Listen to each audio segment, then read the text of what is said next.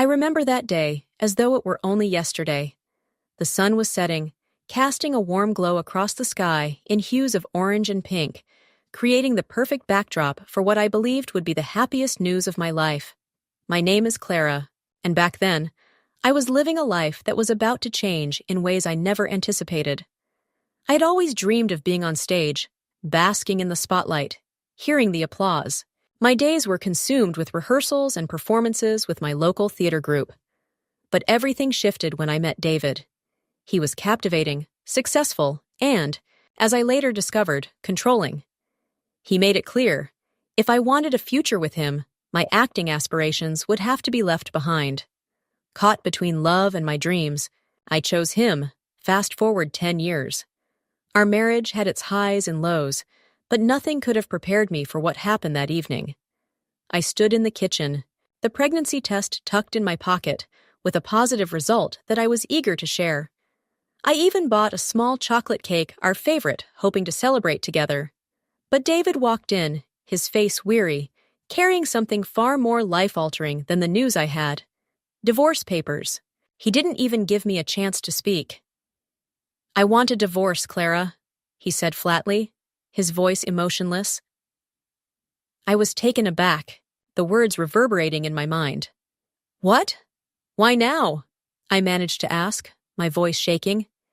"It's not sudden. Clara, I've been thinking about this for a long time," he answered, avoiding my gaze. I felt the walls closing in on me. "Why? Is there someone else?" The question burned in my throat. "Let's just get divorced," he said, refusing to address it. The joy of my pregnancy vanished in an instant, leaving me with a heartache too deep to even speak of the baby. I stood there, holding back tears as he walked away, leaving me with nothing but the unsigned divorce papers and a broken heart.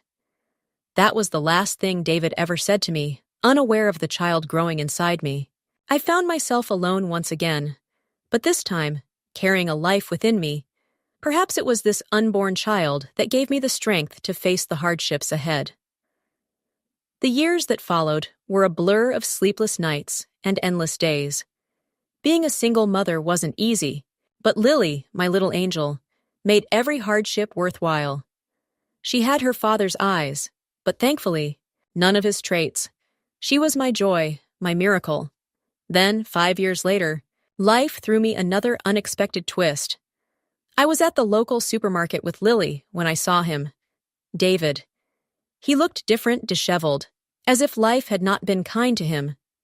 He was with a young woman, probably in her late 20s, hanging onto his arm. Seeing them together stirred something deep inside me.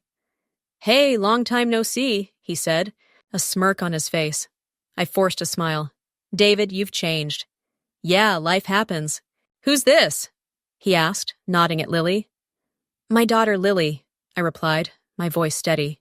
He looked at Lily, then back at me, a puzzled expression crossing his face. "Your daughter?" "When? After our divorce?" I said simply. The young woman laughed mockingly. "Oh, the ex-wife. So this is the kid." Lily looked up at me, her big eyes filled with questions. I squeezed her hand, a silent promise that I'd protect her from the pain I once felt. David just shrugged, his attention already back on his companion. "Let's go, Sarah. We don't have all day." As they walked away, I looked down at Lily, her innocent face a stark contrast to the ugliness we had just encountered. In that moment, I knew that no matter what, I would never let David hurt her as he had hurt me.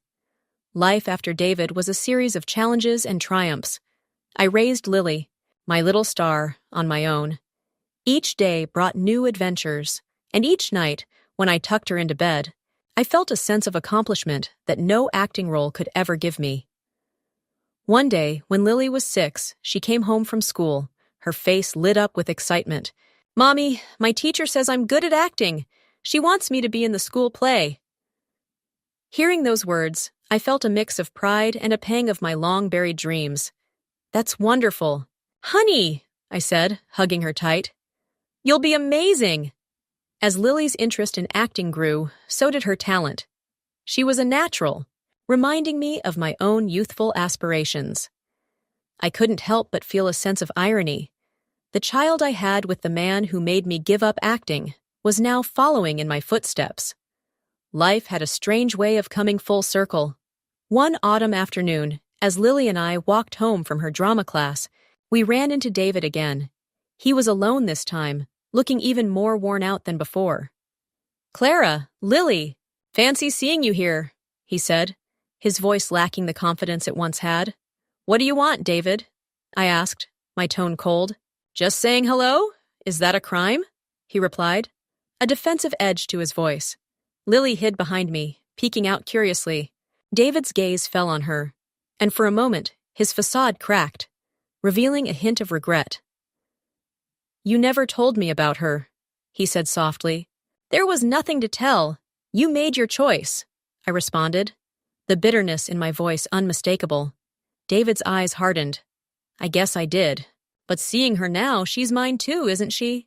I felt a surge of protectiveness. "She's my daughter. You lost any claim to her when you walked out on us," he scoffed. "I see you're still bitter, but remember, Clara, blood is thicker than water." With that, he turned and walked away, leaving a chilling promise hanging in the air. I pulled Lily closer to me, a heavy sense of dread settling deep in my chest. That night, as I watched her peacefully sleep, I made a vow to myself. I would do whatever it took to protect her from David's toxic influence. He had already taken my dreams away. I couldn't let him destroy my daughter's future, too. The encounter with David lingered in my thoughts, like the bitter aftertaste of something unpleasant. But life had to move forward. Lily's school play was coming up, and she was the star. The night of the performance, the auditorium was buzzing with excitement. I sat in the front row, my heart swelling with pride as Lily took the stage. She shone, effortlessly captivating the audience with her flawless performance, her joy radiating from every movement. After the play, as we made our way out, I felt a tap on my shoulder. When I turned around, there he was, David, the last person I wanted to see. "Great show," he said, his voice carrying an undertone that I couldn't quite identify. "What are you doing here, David?" I asked, my voice sharp and cold.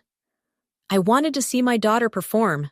She's got talent, just like her mother," he said, a smirk playing at his lips. I bristled at his words. "Lily is nothing like me. She's her own person." David leaned in closer, his breath laced with arrogance. "Come on, Clara. We both know she got that talent from you. And now, it's my turn to be a part of her life." His words sent a chill through me. "You lost that right a long time ago." David chuckled, a hollow sound that sent a shiver down my spine. "Rights can be reclaimed. Clara, especially when it comes to family." At that moment, Lily ran up to us, her face glowing with excitement. "Mommy, did you see me? I was a princess." I smiled at her, pushing my unease aside. "You were wonderful, sweetie." David crouched down to her level. "You were amazing, Lily. Daddy's very proud of you." Lily looked at him, her brow furrowed in confusion. "Daddy?" I quickly stepped in. "Lily, this is David. We used to know each other." David stood up, his gaze locking with mine. "We'll see each other again. Clara, this isn't over." As he turned to walk away, I pulled Lily into a tight embrace, a wave of dread washing over me. His words echoed in my mind like a warning, a reminder of the storm that was brewing on the horizon. I had worked so hard to create a peaceful life for Lily and me, and I wasn't going to let David destroy it. But deep down, I knew this was only the beginning. In the weeks that followed, Lily's star continued to rise. Her performance had caught the eye of a local talent agent who offered her small roles in commercials and TV shows. Lily was thrilled, and while I shared her excitement, I couldn't shake the lingering shadow of my past encounters with David. Then, one day, as we were leaving a studio after a successful audition, I saw him again. David was standing by his car, a smug expression plastered across his face. "Clara, I must say, Lily is quite the little star," he said, his eyes gleaming with something akin to greed. I felt a knot form in my stomach. "What do you want, David?" He stepped forward, his voice dripping with false sincerity. I've been thinking, Lily needs her father now more than ever. Fame can be tough on a kid. I scoffed. You're hardly father material. David, you can't just waltz back into her life because she's on TV now. He smirked. But I am her father, Clara, and it seems to me that her success could be lucrative. The implication of his words hit me like a slap. You're unbelievable. You want to profit from your own daughter? David shrugged nonchalantly. I'm just saying, as her father, I should have a say in her career, and perhaps a share of her earnings. I stepped closer, anger surging through me. Listen to me, David. You are not going to use Lily. She's not your ticket to easy money. His expression hardened. We'll see about that, Clara. I have rights, and I intend to use them. As he drove away, I felt a cold fear settle in my heart. David was serious, and I knew he wouldn't stop at anything to get what he wanted. I had to protect Lily, not just as her mother, but also from the man who claimed to be her father, a man who saw his own daughter as nothing more than a means to an end. The threat David posed became all too real in the following days. I received a letter from a law firm, cold and formal, stating David's intention to claim parental rights and a portion of Lily's earnings. My hands trembled as I read it. The audacity of the man I once loved, now seeking to exploit our daughter, was chilling. I immediately sought legal counsel. The lawyer, a stern yet kind-hearted woman named Miss Thompson, listened to my story with a furrowed brow. Don't worry. Clara will fight this. He may be her biological father, but his intentions are clear. It's about money, not Lily's well-being. The day of the court hearing arrived. I sat there clutching Lily's hand as David and his lawyer presented their case. He spoke of his rights as a father, his voice oozing in sincerity. I only want what's best for my daughter, David proclaimed, shooting a glance at Lily, who shrank back in her seat. When it was our turn, Miss Thompson was formidable. Your Honor, Mr. David here showed no interest in Lily until he learned of her budding career. His intentions are not parental care, but financial gain. The judge looked over at David, skepticism in his eyes. Mr. David, what have you done to build a relationship with Lily since your divorce? David stuttered. Well, I've been busy, but I always cared, Your Honor. He's lying, I blurted out, unable to contain myself. He never cared until now. The judge nodded slowly, taking notes as the tension in the courtroom mounted. After what felt like an eternity, he delivered his verdict. David's petition for visitation rights was denied. A wave of relief washed over me, the weight of uncertainty lifting off my shoulders. However, as we exited the courthouse, David's eyes locked onto mine, burning with rage and frustration. You'll pay for this. Clara! He hissed under his breath, his voice full of venom. I instinctively tightened my grip on Lily's hand, whispering softly to her that everything would be okay. But deep down, I knew this wasn't over. David's thirst for revenge would take another form, and I had to be ready. My sole priority was to protect Lily, no matter the cost. In the weeks that followed the court ruling, a deceptive calm seemed to settle over our lives. Lily's career continued to grow, and for a moment, it felt like we could finally escape from under David's shadow. But that fragile peace was shattered one ordinary Tuesday afternoon. I had been running late from work, and Lily was at a photo shoot with her manager, Molly. As I rushed toward the studio, my phone rang. It was Molly, her voice frantic and panicked. Clara, it's Lily! She's gone! My heart sank into my stomach. What do you mean, gone? David, he took her. I only turned my back for a second. Molly's voice cracked with distress. A surge of rage and terror flooded through me. I'm on my way. When I arrived at the studio, the scene was chaotic. Police cars surrounded the building, and a crowd of onlookers had gathered. Molly was in tears, her face full of guilt. I'm so sorry. Clara, I tried to stop him, but he shoved me away. The police took our statements, and I recounted the details of David with an icy fury that surprised even me. As the gravity of the situation set in, my fear for Lily transformed into something fiercer, a relentless determination. I wouldn't let David harm our daughter. The next few hours blurred into a whirlwind of police interviews, flashing lights, and a growing pit of fear in my stomach. I took to social media, begging for any information about Lily's whereabouts. The response was overwhelming. Lily's fans quickly rallied, sharing the post, offering help, and providing potential leads. Then came a breakthrough. Sarah, David's girlfriend, reached out after seeing my post. In a surprising turn of conscience, she provided David's location.